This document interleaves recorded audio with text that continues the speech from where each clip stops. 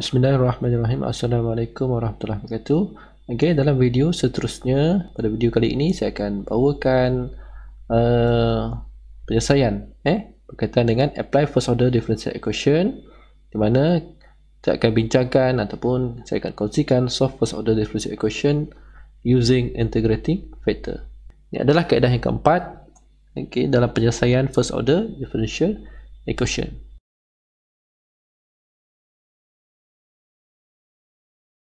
Contoh yang ketiga berkaitan dengan integrating factor ini adalah diminta kita selesaikan x dy dx sama dengan e kuasa x tolak y. Okey, seperti yang kita ketahui, dy dx kena ada satu, tetapi dia ada x yang kita perlu selesaikan sebentar lagi. Okey, dan kita kena susun dalam bentuk form yang diberikan, form yang diberikan untuk kita buat persamaan, persetaraan ataupun kena kaedah sebab kita nak keluarkan nilai P, kita nak keluarkan nilai Q. Okey. Kita akan samakan equation yang diberikan dengan form. Gitu. Okey. Untuk dapatkan nilai P dan Q. Okey. Jadi, apa yang perlu kita lakukan? Okey, untuk step ni kalau kita perhatikan, maksudnya negatif Y ni kita bawa ke sebelah kiri, tinggalkan X di sebelah kanan. Okey, kita bawakan dia jadi tambah y. Dia jadi dy x dy dx tambah y sama dengan e kuasa x. Itu maksudnya. Step yang pertama maksudnya kena susun mengikut form yang kita perlu gunakan dalam integrating factor ni.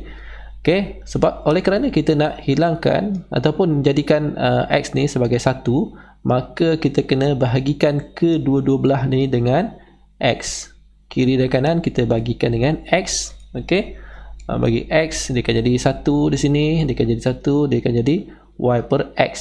Y per x di sini nanti Okey, kita akan dapatlah dy dx. Okey, dah satu dah. Dah ada jadi 1 di sini. Okey, dah dy dx. Tambah y per x sama dengan e kuasa x per x. Okey, selesai part untuk menjadikan dia equal to 1. Dy dx equal to 1. Okay, compare with the form. Ni dy dx py equal to q ni. Lepas tu kita jadikan dalam bentuk ni tadi tu. Okay, y kita bawa sebelah kiri, tinggalkan x saja di sebelah kanan. Apabila kita bandingkan, kita akan dapat nilai p kita adalah 1 per x. Okay, ni adalah 1 per x. Kena hati-hati ni 1 per x. Dan Q kita adalah E kuasa X per X. Okey. Kalau di sini negatif, di sini pun kena negatif, kena bawa. 1 per X, 1 per X. Okey, kena berhati-hati untuk mengeluarkan nilai P dan nilai Q. Okey. Sebab ini, saya suka highlight ini kerana sering berlaku kesilapan. Ini bersamaan dengan 1 per X darab.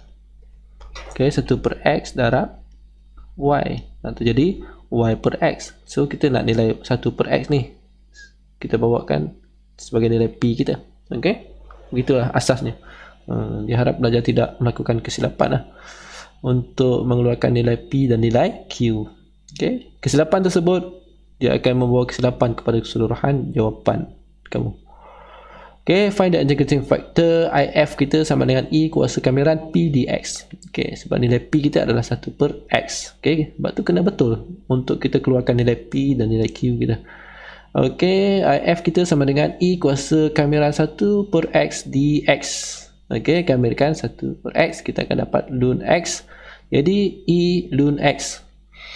Okey, kita akan dapat E ln X. Jawapan kita E ln X. Okey, ni kita kena aplikasikan kemahiran ataupun pengetahuan kita logaritmik. Ln E ln X sama dengan X. Okey, ingat tak dalam saya menerangkan di awal-awal berkaitan dengan formula dan logaritmik tadi. Okey, ataupun kita dah belajar dalam Maths 2 hukum untuk E ln X sama dengan X ni dalam part logaritmik. Okey, maksudnya nilai IF kita sama dengan X.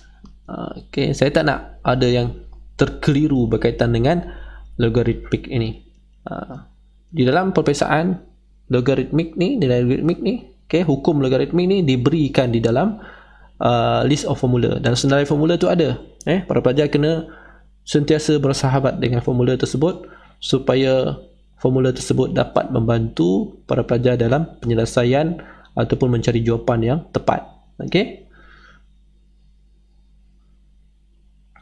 Okay, seterusnya substitute the IF and Q into the formula and solve. Okay, formula kita YIF sama dengan kamiran QIF dx. Okay, masukkan nilai IF kita, Y darab X sama dengan kamiran I kuasa X per X darab X dx.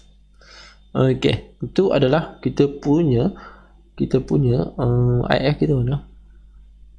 IF, QIF. IF kita adalah X. Okay, Q kita adalah I kuasa X per X. Betul lah. Okay. Okay, ini nilai Q. Okay, ini nilai IF.